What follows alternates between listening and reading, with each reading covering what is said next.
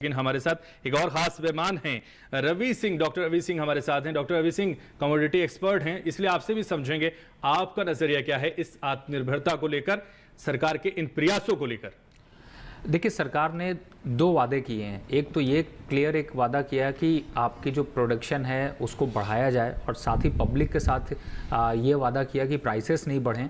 अब दोनों में देखें तो काफ़ी हद तक आपको कॉन्ट्रडिक्टरी देखते हैं, लेकिन सरकार ने अभी तक अगर पीछे देखा जाए तो जिस हिसाब से सरकार ने कहा किसान भाई बहनों की यहाँ पर आय दुगनी करने की बात की गई थी और लगभग अब उसी क्षेत्र की तरफ बढ़ रहे हैं। तो प्राइसेस में मैं आपको बताऊं, आपको एक मज़ेदार कंपैरिजन अगर बताता हूं, तो आप स्टॉक मार्केट से जब आप कंपैरिजन करें और कमोडिटी प्राइसेस को अगर आप कंपैरिजन करें तो आप पाएंगे कि स्टॉक मार्केट में तो कंपनियां कई भाग भी जाती हैं, लेकिन ये एग्री कमोडिटीज़ ऐसी हैं जिनमें कि आपको उसका यूजेस भी देखने को मिलता है और प्राइसेस पे, यानी कि जो लोग उसकी खरीद फरोख्त करते हैं उनको एक अच्छे रिटर्न्स भी मिलते हैं। साल दर साल के हिसाब से अगर देखें तो करीब 11% की ग्रोथ आपको प्राइसेस में देखने को मिली है। और जो कि सरकार कोशिश ये करती है कि हमारे किसान भाई बहनों को सही रेट मिल पाए, उसके लिए इनाम मंडी या फिर बहुत सी व्यवस्थाएं की गई हैं, और उसका सीधा फ़ायदा मुझे लगता है किसान भाई बहनों को यहाँ पर मिल रहा है। तो आगे आने वाले समय में मुझे लगता है कि प्राइसेस को लेकर के जो